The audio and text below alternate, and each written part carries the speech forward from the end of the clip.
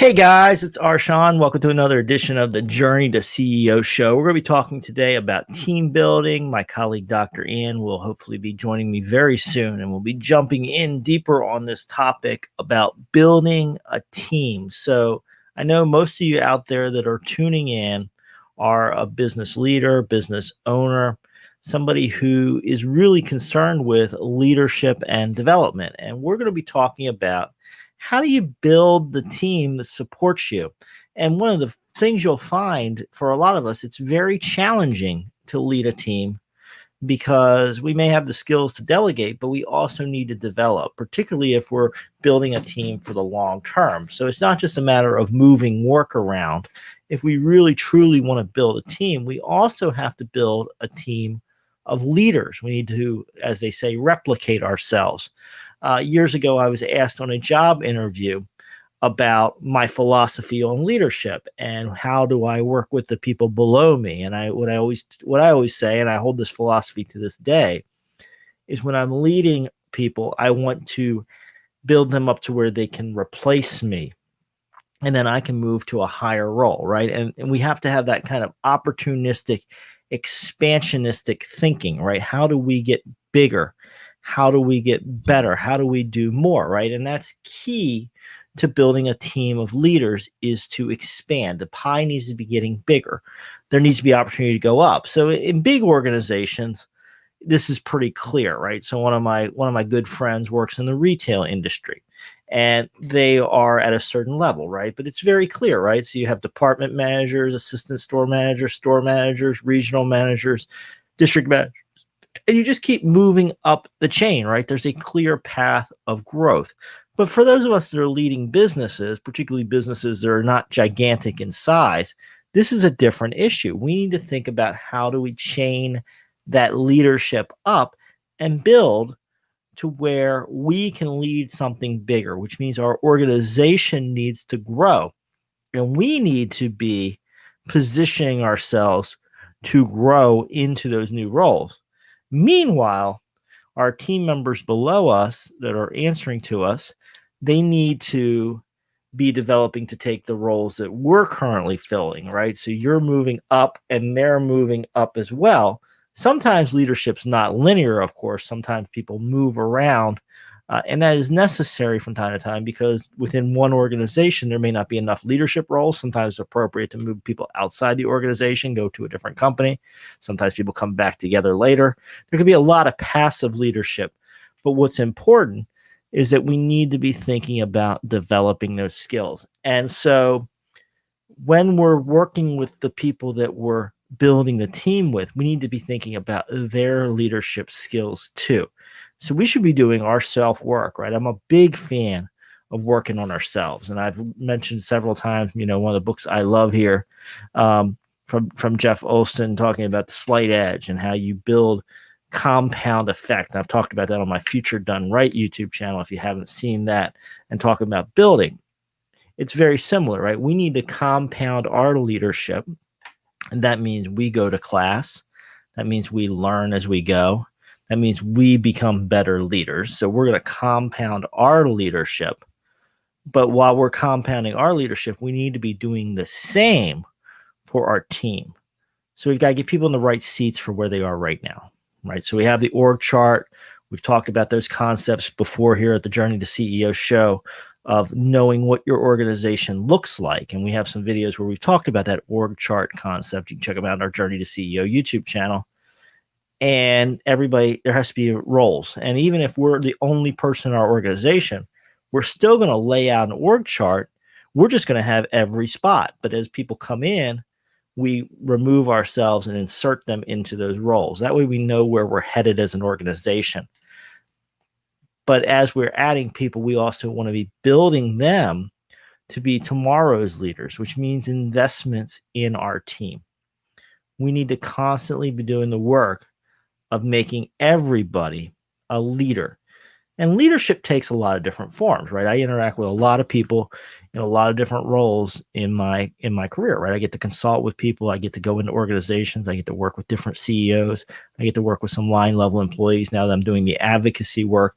I work with a lot of people of a lot of different backgrounds. some people don't want to be in the limelight. That doesn't mean they don't get to be a leader. Everybody has the opportunity of leading, but in different ways. And we want to think about leadership that way. There are different styles of leadership. Leadership doesn't mean just being in the front of the room, giving a speech. Leadership doesn't mean just being the CEO of the organization. You can also lead the organization forward in other roles. You can lead by setting the tone, by setting the culture, by taking care of particular projects, by expanding the brand, by getting more people involved. There are a lot of different ways to lead. And we, as the head of the organization, need to think about those different ways that we can lead. And there's Dr. Ann joining me now. Hey, Dr. Ann. So we were just talking about, the styles of leadership, and really we have the org chart that you and I've talked about so many times here on the Journey to CEO show. And, we have the different roles, but every person that is in our organization, we need to be having a development plan for them as a leader. And so really connecting that. So maybe you want to talk a little bit about that, because I know you have a lot of expertise in that area, right? Like, every person has a different style, they have a different ability, but everybody should be developing to be a leader in some way, shape, or form. Well, the first thing I talk about is lifelong learning, and the fact that every leader needs to be continuously learning. Every day you should learn something new, and you should develop in your culture, encourage that lifelong learning. And so it's important that you develop ways for individuals to continue to learn. I talk about allowing the team members to participate in stretch goals, in learning new skills that build on what they already know. So they're learning. And in that culture, you really do have to start to build an atmosphere in which there is trust, in which there's respect, so that they're encouraged to try new things. If they fail, if something goes wrong, they learn from it, and then they can continue on. So it's not something where you come in and you say, okay, we have a fixed mindset, we know what we know, and we're just going to continue to just build that forward. No. You really want to have a growth mindset. You want to be a lifelong learner and be able, especially, we're talking, Shawn, in this day and age with COVID and everything going on, what happened yesterday may be totally different than what's going to happen tomorrow. So it's important that you be flexible and willing to learn new things and adapt new ways, so that as moving forward, you can modify where needed. But if you have that atmosphere of trust and respect, you're able to listen, then you're starting to build a healthy culture.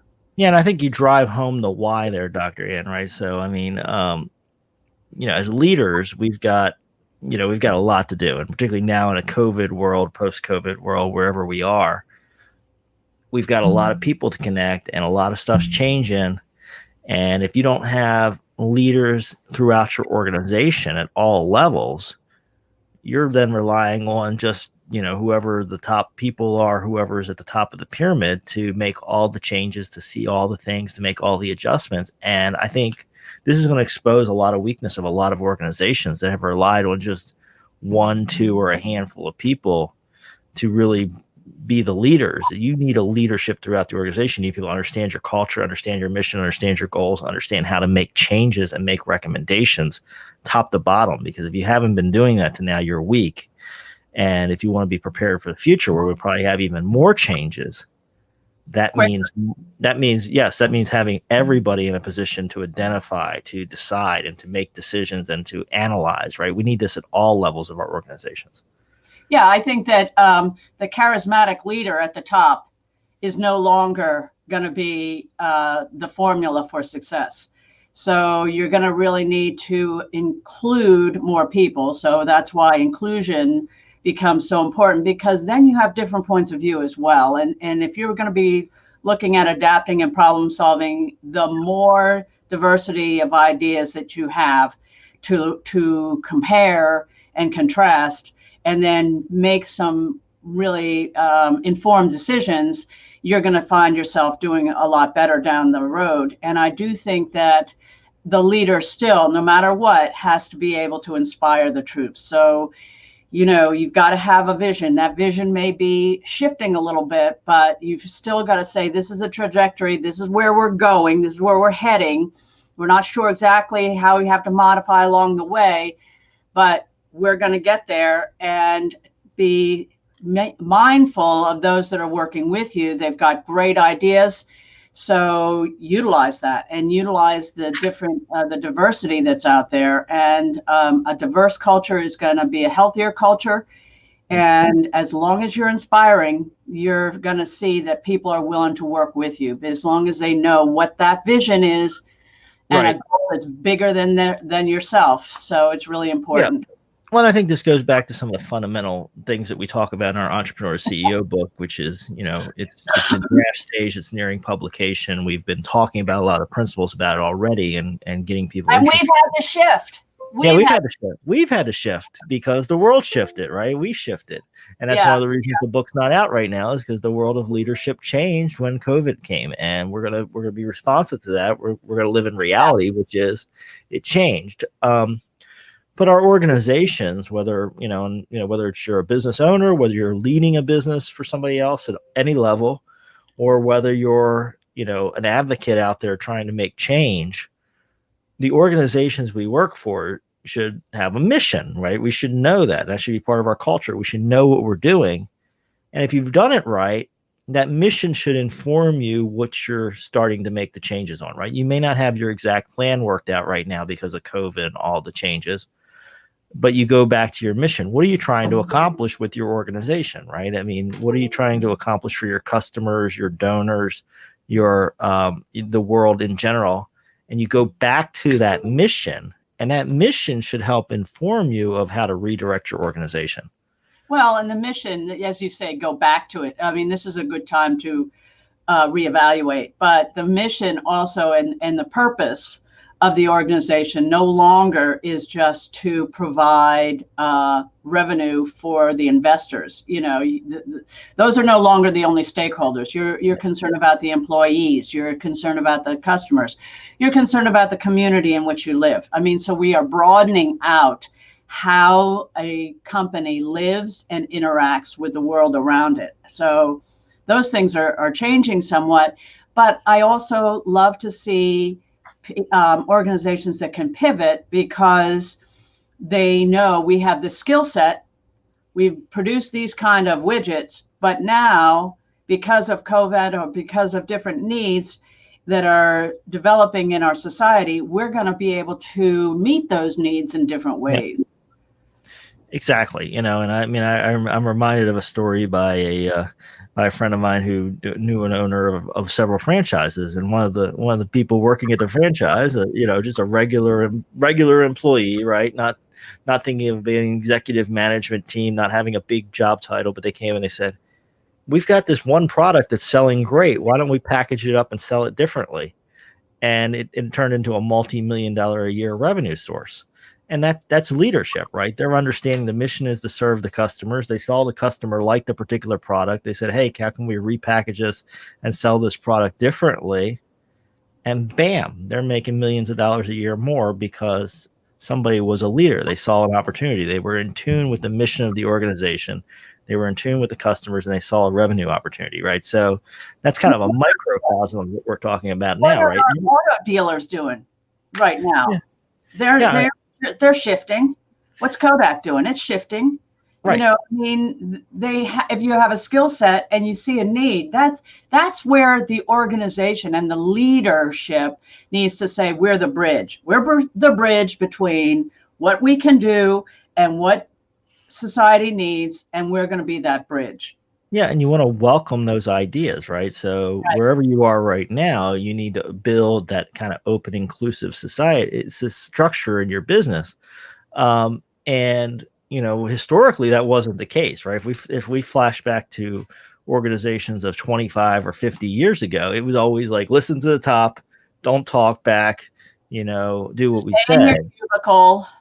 Yeah, and now it's becoming more and more interactive. It needs to be all levels interacting if we're going to be successful, which means if we are wherever we are in the pyramid, we need to be thinking about how to get everybody else around us, everybody else that's in the organization involved in being leaders. We got to build them as leaders. Otherwise, we don't have the eyes and ears. We don't have the fresh ideas. We're not going to be able to compete in this marketplace. Well, I think that the organization org chart is flattening some, but I think the other thing is that positional leadership is no longer the only authority. You have expertise. And so I like to say with leadership, you don't have to own yourself all the skills, but you have to have them available. You have to have the knowledge base, the skills available so that they become part of the circle in making those decisions, because we can't know it all. And there's just too much information coming at us on a daily basis. So it's important that you have set up ways of retrieving new information, ways to analyze things as we're coming through, which is where AI is coming in, Shawn. But I think that that's where we're going to see a difference is the leader who can listen and can encourage a diverse culture, is someone and respect and also recognize that who's out there and who's contributing, so that everybody has a voice, everybody has a chance to contribute, and everybody matters. Yep. Folks, you're joining us for an edition of the Journey to CEO show. We're live on our YouTube channel, which is called Journey to CEO. I hope you go check that out, subscribe, ring the bell for notifications. Dr. Ann and I bring guests on. We have live discussions like this. Of course, we always welcome your comments during or after the show. So we just want to remind you, make sure you're subscribed to our channel, tell your friends, be part of this community we're building, because we think it's important to get into these discussions about how to build our teams and how to do better. So if you're lucky enough to be running an organization or be a significant contributor in a advocacy cause, or if you're in the ground of, having one of those roles, Dr. Ann, how do you recommend people implement, a system and process to make sure everybody in the organization is getting a chance to develop their leadership? Well, first of all, I do want to remind people, if you're coming in as an entrepreneur at some point, and Shawn, we've talked about this a lot, is that you got to put your ego aside, that eventually, you're not going to be the whole face and character of that organization. It's going to grow beyond you, you hope, if you're building a good and successful business. So now, as you're bringing people in, again, I say that there are a couple of steps that I put in place. First of all, you want to be hiring lifelong learners. You want to make sure that you're building an atmosphere that is showing, including trust, respect, honesty. So that's the authenticity that goes along with it, which starts with you and modeling that and listening to others.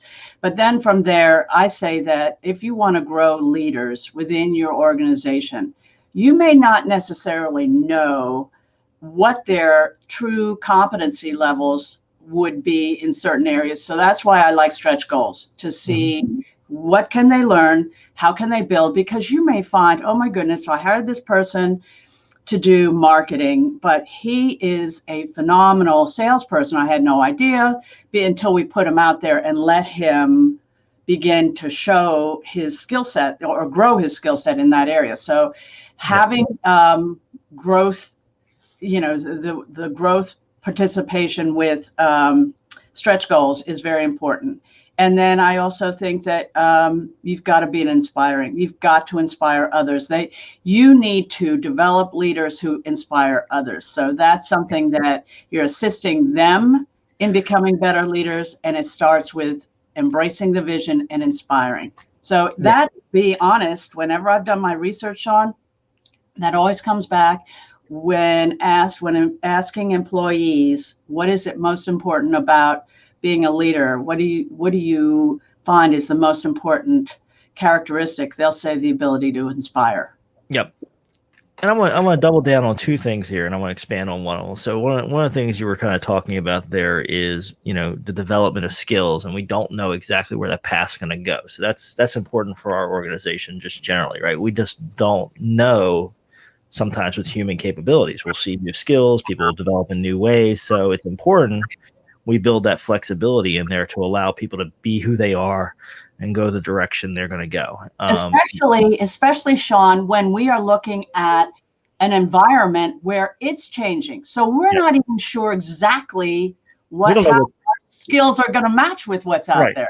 Right. We don't know. We don't know what skills are going to develop in what order with people, and we don't know what skills we need. So it does create a very interesting environment, right, as a leader, right? Because we don't know where that's going. But we need to allow the flexibility for people to fully develop into who they are. Right.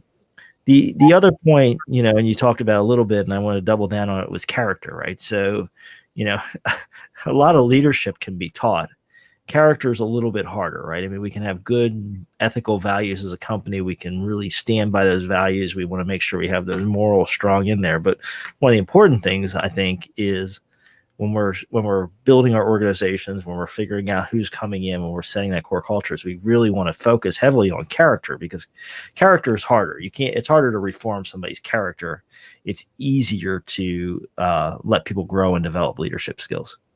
Yeah, I think character is, and that's, again, if you demonstrate these character traits of honesty, authenticity, respect, even allowing leaders need to be vulnerable, that they can make mistakes. They need to continue to learn from their employees. But if you have that, that's a type of inspiring. There are people who are going to say, I like to work for this woman or this man because, I admire their character, or I feel comfortable working with them because I know that they treat their employees well, and that they don't ask their employees to do anything they don't do. They put in the extra effort along with their employees. Let's look at when COVID hit and some of these companies had to lay off a ton of people. It was the CEOs that said, hey, we're not taking a paycheck for the rest of the year either. That we're willing to go right along with their employees. They said, we get it. We understand what's going on. We will be with you the whole way. We will accommodate you financially as best we can. Those are the leaders who employees want to come back and continue to work with them.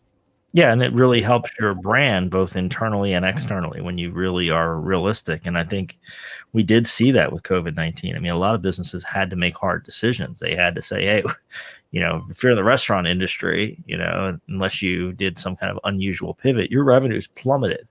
And a lot of other businesses saw that. I mean, some retail shops had to completely shut down, right? If you weren't selling quote unquote essential products, you were shut down. So that meant massive pivots, but we did see some lessons. And I think that's another important subpart of building leaders in our team, which is part of it is an affirmative training system that we're starting to allude to and talk about today.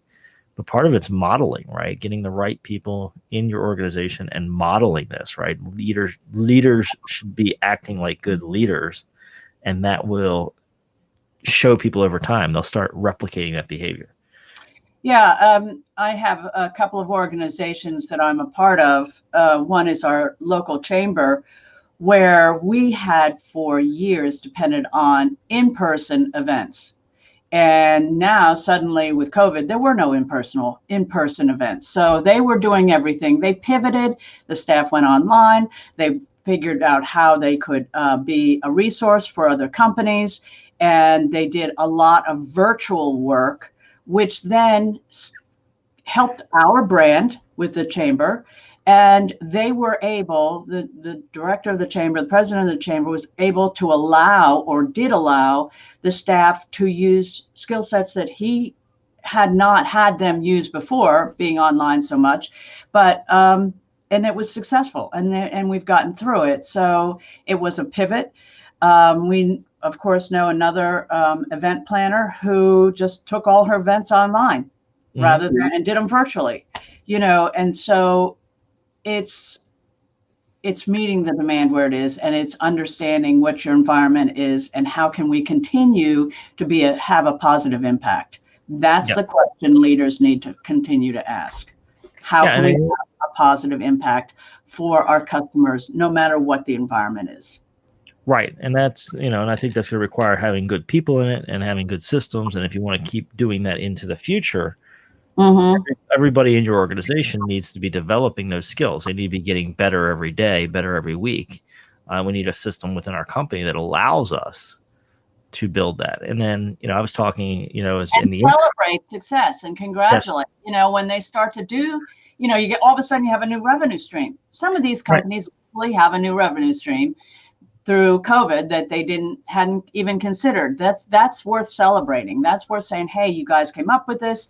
We're gonna keep going because it's working. How many restaurants do we know that are doing that? The takeout yeah, has just gone through the roof. absolutely, yeah. And it's an opportunity, right? I mean, if you did it right, I mean, some companies are now thriving on delivery. There was a movement in the restaurant industry towards delivery before COVID came, but a lot of people jumped in, and this could be a long-term trend. It was already a trend that people were expecting more and more carry out and more home delivery. Right. Now, if you did it right, you've created an opportunity, and so that could have come from any level, right? Any employee in your organization could have done that. And long term, we've got to celebrate the people who do the right things, and then that becomes part of your culture. And everybody wants to start jumping into being a leader. Right. And I think that the whole thing about leadership, it's not in a title anymore. Yeah, you don't have to have a title. No, I think that's absolutely true. We talked about flattening of organizations, right? And you don't have to be called a leader. You don't have to have executive on the back of your name or front of your name or whatever. President or director. You can be a leader. You can be a line leader. In a pizza shop. Yep. Well, and sometimes those are the keys to connecting with the customers, right? I mean, that employee, gives a little extra to the customer or says the right thing or, smiles every time the customer comes in. And that can be the key to growing the business. It's just those little tiny things of leadership, of setting the right culture, right? Of saying, hey, thank you for being here. We really appreciate you as a customer, giving the people that warm feeling that they know. I mean, people know. I see the posts online, like, I don't like the way the hostess treated me, or that hostess treated me like they were my best friend. And that little difference, somebody walks into your restaurant every day, it could be the difference between success and failure in the long term. I can walk into an organization and tell you who the leaders are based on who is the go-to person. Who is it that everybody goes to when they need answers or when they need advice? The go-to people are your leaders. Yeah. And, and the go-to people are your leaders, and everybody is part of the leadership. And, even though, the line level advocate or the line level employee, the people that are, asking questions and interacting with other people are making a big difference. Right. One thing I was talking about in the intro, Dr. Ann, was that, I've always had a philosophy that I'm trying to move up and increase my skills throughout my career and do more and accomplish more. Right. And that means I need the people that are working with me and are a part of my team to move up and be able to do the things I'm doing today, because I'm aspiring to do more. That upward trajectory creates opportunity for everybody. And I think it's a game changer for your organization if you get everybody thinking about upward trajectory. Well, I think when you started talking about professional development, that everybody needs a development plan. That's key right there. And, that's you're singing my song when you talk about professional development and development plans, because that's what I really, really work with. That's how I develop leaders. That's how we're doing master classes in leadership, so that we can teach leaders how to train other leaders or how to build leaders. One of the main responsibilities, aside from inspiring, the second responsibility is to develop leaders under you. And that's very important for leaders. Yeah. And so it becomes a chain of leadership if you get the right culture set.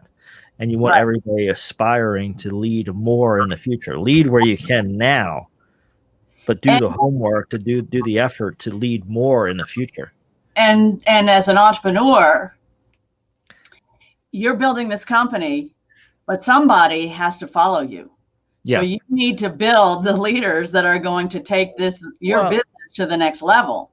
Yeah, and that's one of the things we explore in the journey to CEO. When, so just as a reminder for those of you tuning in midway or partway through, there's a Journey to CEO YouTube channel. Subscribe, ring the bell for notifications so you get more like this. This is a lot of these lessons are based on the book Entrepreneur to CEO, which Dr. Ann and I have written, and we're in the process of revising in light of COVID, and we'll be releasing. But we look at that as a journey. That's why we call it Entrepreneur to CEO. Typically, somebody comes in as an entrepreneur with an idea, a business, a thing they want to accomplish. And the standard path is people say, well, you should become a CEO. You should just be the person running this organization that's independent of you, that runs itself, and you're just giving strategic guidance and oversight. And there's multiple steps on that journey to CEO, right? To go from being just somebody with an idea and a base business to being somebody who's running an enterprise. And really embraced in that is making other people leaders, because you cannot fulfill every function of an enterprise. Especially as it grows. Yeah. The more it grows, the more people you need to work with you. You can't do it all. And so what we talk about is the fact that when you start your journey and you've developed this business, you're opening the doors, you have an org chart. You should still have an org chart that has all the different functions. You may be doing all those functions when you start. Right. But you need to start figuring out who's coming in to take over some of these functions as you grow, so that eventually you're just doing your skill set and leading in those areas, but you brought in other people to handle, maybe it's the sales or the marketing or the financial monitoring, any of the areas. But it's important that you realize as the leader that everybody you bring in, you should be thinking in your head, what is this person as a leader? What is this person going to do? How is this person going to lead the organization in that particular function? Yeah, and it really opens that conversation, right? You're thinking about where people may go. Of course, your organization is going to change. People's development's going to change. You don't know exactly where things are going, but you want to think about everybody moving up into a leadership role as you're building your team. And for you, and we talk about this is a little more of a nuanced topic, but you as a leader need to pick out and learn for yourself where your greatness is and get your roles and your work tuned into your zone of greatness. And so, as you journey to CEO, some people do make that full transition from being an entrepreneur to being a CEO, or from being an advocate to running a nonprofit organization. But a lot of people find that they have a good sweet spot in that journey, and that's where they really fit well. So they may be the person that takes a base idea and turns it into a marketable product, right? And you can build your career just doing a part of the journey over and over and over again. So you're a serial entrepreneur. Exactly. That's what I was alluding to, right? Yeah. A serial entrepreneur, or serial seed planner, right? Because I like to talk to the advocates too, because I know you and I are doing some advocacy work too. So I like to talk to both business owners and the advocates, right? If you're an advocate, serial seed planner, right? There's a problem, you plant the seed and you start building a movement, and then maybe you step out of the way and let other people take over that movement, but you're the seed planner. Right. Right. You pick your spot, right? And different people have different abilities. You don't always have to follow, the book, right? Our book won't say this, but some books and some authorities tell you always have to go from being an entrepreneur to being a CEO. And that's not true. You pick your journey. Where we have 5 stages, and where are you in that stage? Where's your sweet spot, as you say, Shawn, and just really live that area, learn to live into that area. And that's perfectly fine. We all have our talents, abilities, skills, knowledge. So that just use that. Yeah, we want to learn from you, audience members. I know a lot of you are watching it live. Some of you will be watching us on recording. Drop us a comment. Let us know what you're trying to accomplish with your leadership. And also let us know where you think your sweet spot is, right? Like what type of leader are you? Or do you want to be running a massive organization? Do you just want to be converting ideas into action? Where do you fall in that journey? We'd love to interact with you in the comments and learn from you. And I think that's the key, Ann, is you build, you want everybody in your team to be able to develop into who they should be, and you got to create those opportunities. Right. And you pick your style of leadership, and you connect those two together. Right. Yeah. Agreed. Fantastic, folks. Thanks for joining us for this episode of Journey to CEO. We'll be back again. Make sure you subscribe to the YouTube channel. We go live usually on Wednesdays mornings, bring you topics and ideas to help you expand your business. But there's a whole library of recordings already started over there. There'll be more in time. We'd love your topic ideas and interactions. So reach out to us, folks. Thanks for joining us for today's edition of Journey to CEO, and we'll see you again in the near future. And check out our Facebook group as well, Journey to CEO.